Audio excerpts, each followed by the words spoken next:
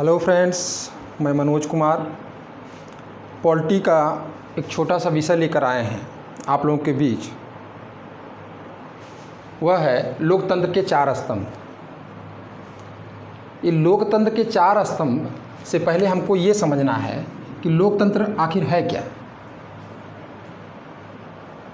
Abraham Lincoln के द्वारा जो परिभाषा दी गई थी कि जनता के द्वारा जनता का शासन ही लोकतंत्र कहलाता है, लेकिन लोकतंत्र के अलावा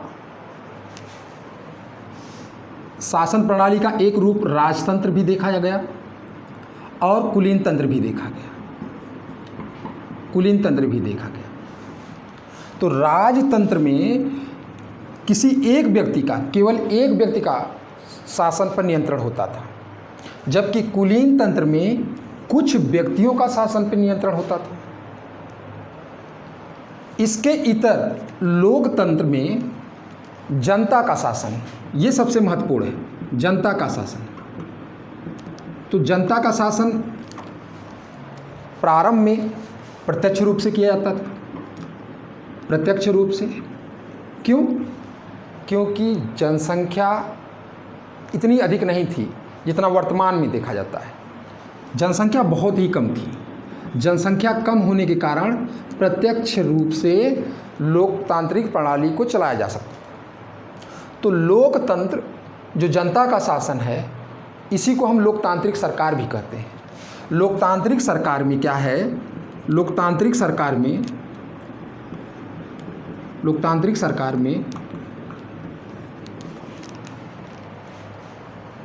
सरकार के तीन स्तंभ काम करते हैं, जिसका कि संविधान में उल्लेख किया गया है। विधायिका,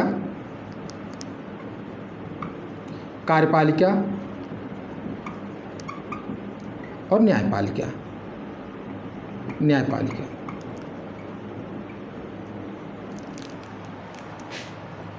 लेकिन संविधान में जिसका उल्लेख नहीं है और उसके बावजूद भी लोकतंत्र के पिलर के रूप में शामिल है, वह है मीडिया या प्रेस या मीडिया।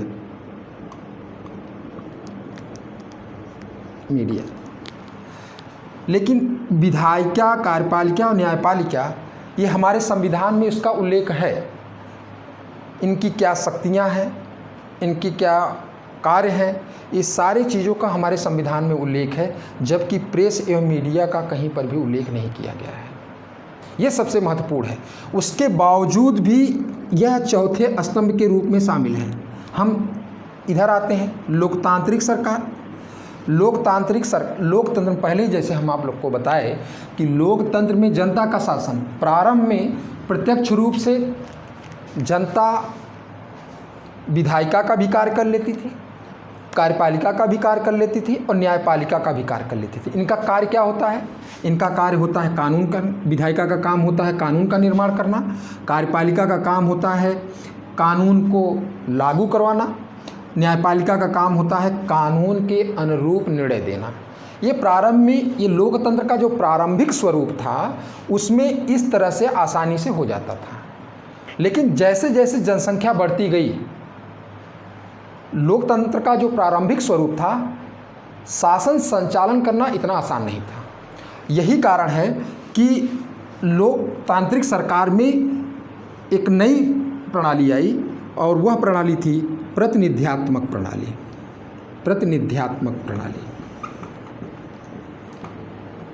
इसमें जनता सीधे शासन नहीं करती है, बल्कि अप्रत्यक्ष रूप से अपने प्रतिनिधियों के माध्यम से शासन का संचालन करती है। ऐसा क्यों हुआ? ऐसा इसलिए हुआ कि जनसंख्या वृद्धि के कारण यह संभव नहीं था कि जनता सीधे शासन का संचालन कर पाती या कानून को लागू करवा पाती या कानून के अनुरूप निर्णय दे पाती। यह संभव नहीं था। इसलिए जो है प्रतिनिध्यात्मक प्रणाली वर्तमान में सबसे लोकप्रिय शासन प्रणाली है लोकतांत्रिक सरकार की। अगर हम देखें कि लोकतंत्र के चार स्तंभ, और चार स्तंभ में हम विधायिका की भी बात करते हैं, कार्यपालिका की भी बात करते हैं, न्यायपालिका की बात करते हैं। ये तीनों जो है संविधान, जिसका कि संविधान में उल्लेख है, लेकिन चौथे का उल्लेख नहीं है, प्रेस या मीडिया। प्रारंभ में तो न्यूज़पेपर, टीवी, टेलीविज़न के माध्यम से हम लोग प्रेस या मीडिया की भूमिका को देखते थे। लेकिन वर्तमान में electronic media, print media, social media, तमाम ऐसे भी माध्यम प्राप्त हुए हैं जिनके माध्यम से हम शासन प्रणाली या समाज के विषय में या राजनीतिक विषय में या आर्थिक विषय में सारी चीज़ों की जानकारी हम प्राप्त कर पाते हैं। तो इसका महत्व क्यों हुआ? इसका महत्व इसलिए बढ़ा, इसको प्रारंभ में एडमंड बर्क के द्वारा पहली बार 1787 में मीडिया को भी लोकतंत्र के चौथे स्तंभ के रूप में मान्यता दिलाई उनके द्वारा। उन्होंने कहा कि विधायिका जो भी कानून बनाती है, मीडिया ही जनता के बीच में उस कानून की अच्छाई या बुराई को प्रस्तुत कर सकती है। कार्यपालिका जो भी नीति का निर्माण करती है, जो भी कानून लागू करवाती है, वह मीडिया के माध्यम से ही उसे हम जान पाते हैं कितने बेहतर ढंग से वह लागू करवा रही है, कितने बेहतर ढंग से लागू नहीं करवा पा रही है। और न्यायपालिका की जहाँ तक बात है, न्यायपालिका निष्पक्ष होकर निर्णय दे रही है या नहीं दे रही है, यह प्रेस एवं मीडिया की ही भूमिका है जो निष्पक्ष रूप से इन सब का जो है कि इनके कार्यों का, इनकी जो शक्तियाँ हैं, शक्तियों के अनुरूप कार्य कर रही हैं या नहीं कर रही हैं, ये मीडिया ही जनता के बीच में इसका वो कर पाई। जबकि हम प्रारंभ में ही कहे कि ये जनता का शासन है। जनता शासन कैसे कर पाएगी? जब तक इनको अच्छी तरह से समझेगी नहीं। समझेगी किसके माध्यम से? मीडिया के माध्यम से। मीडिया या प्रेस या इलेक्ट्रॉनिक मीडिया या सोशल मीडिया या प्रिंट मीडिया, मतलब इनके माध्यम से ही जान पाएगी कि विधायिका, कार्यपालिका, न्यायपालिका अपना कार्य बेहतर ढंग से कर पा रहे हैं या नहीं कर पा रहे हैं। अगर हम देखें कि विधायिका का काम तो है कानून बनाना, कार्यपालिका का काम है कानून लागू करवाना, और इसका काम है निर्णय देना।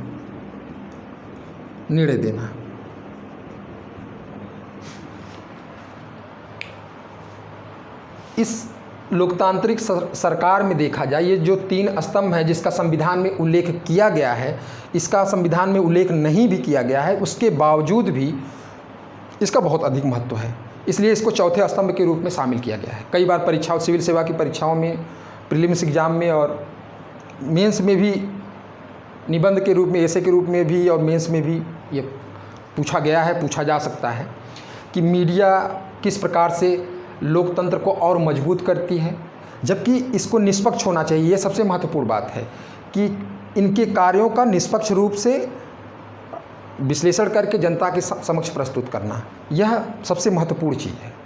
दूसरी बात कि शासन प्रणाली का एक और भी रूप देखा जाता है कि जैसे कि अध्यक्षीय शासन प्रणाली में क्या होता है कि विधायिका और कार्यपालिका और न्यायपालिका सभी स्वतंत्र रूप से वह अपने अधिकार क्षेत्र में रहकर कार्य करती हैं। एक विद्वान है, सभी लोग उनका नाम जानते होंगे, मॉन्टेस्क्यू, जिनके द्वारा शक्ति पृथक्करण का सिद्धांत दिया गया, जिसमें उन्होंने कहा कि व्यक्ति की स्वतंत्रता तभी सुरक्षित रह सकती है जब विधायिका, कार्यपालिका और न्यायपालिका स्वतंत्र रूप से अपने सीमा में रहकर कार्य करे, तभी व्यक्ति की स्वतंत्रता सुनिश्चित हो सकती है। लोकतंत्र में व्यक्ति की स्वतंत्रता भी एक महत्वपूर्ण तत्व के रूप में है। समानता, स्वतंत्रता ये महत्वपूर्ण तत्व के रूप में है। जब तक यह स्वतंत्र नहीं होंगी, तब तक व्यक्ति की स्वतंत्रता की रक्षा नहीं कर पाएंगी। और एक रूप और देखा जाता है जो संसदीय शासन प्रणाली का है। संसदीय शासन प्रणाली में क्या है? विधायिका और कार्यपालिका दोनों मिलकर काम करती है, जबकि न्यायपालिका स्वतंत्र होती है और कार्यपालिका विधायिका के प्रति उत्तरदायी होती है। दोनों में, चाहे वो अध्यक्षीय शासन प्रणाली हम लें या संसदीय शासन प्रणाली लें, दोनों में देखें तो प्रेस एवं मीडिया की भूमिका महत्वपूर्ण हो जाती है। प्रेस एवं मीडिया की भूमिका महत्वपूर्ण क्यों हो जाती है? क्योंकि मीडिया ही जनता के बीच में उसकी स्वतंत्रता को बनाए रखने के लिए, समानता जो लोकतंत्र के तत्व हैं उनको बनाए रखने के लिए मीडिया ही एक माध्यम ऐसी है जो कि जनता के बीच में उसको प्रस्तुत कर सकती है। मीडिया ही जो जनता के द्वारा प्रतिनिधि चुने जाते हैं, 5 सालों तक जो उन्होंने अपने क्षेत्र में कार्य किया, मीडिया ही एक माध्यम है कि जो जनता जान सकती है कि हम उनके प्रतिनिधि कैसा कार्य किए, और अगर उसके अनुरूप उनकी आकांक्षाओं, उनकी इच्छाओं, आकांक्षाओं, आवश्यकताओं के अनुरूप अगर प्रतिनिधि कार्य नहीं करते हैं तो 5 साल बाद, लोकतंत्र में तो यही है कि 5 साल बाद उनको हटाने की भी क्षमता है। लोकतंत्र की सबसे महत्वपूर्ण ताकत यही है कि वह वोट के माध्यम से उनको हटा सकते हैं, क्योंकि वो किसके माध्यम से जान सकते हैं कि मीडिया के माध्यम से। न्यायपालिका तो सभी लोग जान रहे हैं कि यह निष्पक्ष होती है। निष्पक्ष क्यों होती है? निष्पक्ष इसीलिए होती है ताकि वह स्वतंत्र होकर निर्णय दे, ताकि वह स्वतंत्र होकर निर्णय दे, किसी का दबाव ना रहे, किसी का दबाव ना रहे। ये संसदीय शासन प्रणाली में है। हमारे देश में, भारत में क्या है? संसदीय शासन प्रणाली है, और संसदीय शासन प्रणाली की सबसे खास विशेषता है न्यायपालिका स्वतंत्र होती है। और यहाँ पर देखें तो स्वतंत्र निर्णय देगी, और स्वतंत्र निर्णय जो देगी वह मीडिया के माध्यम से हम जान पाएंगे। तो यह चौथे स्तंभ के रूप में इसे मान्यता मिल चुकी है, यद्यपि हमारे संविधान में इसे शामिल नहीं किया गया है। ये सही है, लेकिन इसका महत्व है। और मीडिया में हम लोग जानते हैं कि मीडिया में क्या क्या है। ये हम छोटा सा एक विषय लाए थे आपके बीच में, और इसके लिए तो समय और चाहिए था, लेकिन हम आप लोगों के बीच में लोकतंत्र के 4 स्तंभों के विषय में हमने बताया कि विधायिका का काम है कानून बनाना। अब विधायिका जिसे हमारे देश में संसद कहते हैं, और राज्य स्तर पे जिसको हम विधानमंडल कहते हैं। कार्यपालिका का काम होता है कानून को लागू करवाना, नीति का निर्माण करना, ये कार्यपालिका का काम है। हालांकि वास्तविक कार्यपालिका नौकरशाह ब्यूरोक्रेट के पास होता है। न्यायपालिका का काम आप सभी लोग जानते हैं कि निर्णय देना, कानून के अनुरूप निर्णय देना, ये काम है इन लोगों का। लेकिन चौथे स्तंभ के रूप में मीडिया को भी शामिल किया गया। मीडिया बहुत ही महत्वपूर्ण घटक, पिलर, जो भी कहें आप, लोकतंत्र का है।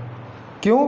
क्योंकि इसी के माध्यम से जो ये प्रतिनिध्यात्मक शासन प्रणाली है, जनता लोग जान सकते हैं कि उनकी विधायिका किस प्रकार से काम कर रही है, उनकी कार्यपालिका किस प्रकार से काम कर रही है, उनकी न्यायपालिका किस प्रकार से कार्य कर रही है। तो इस प्रकार से नमस्कार।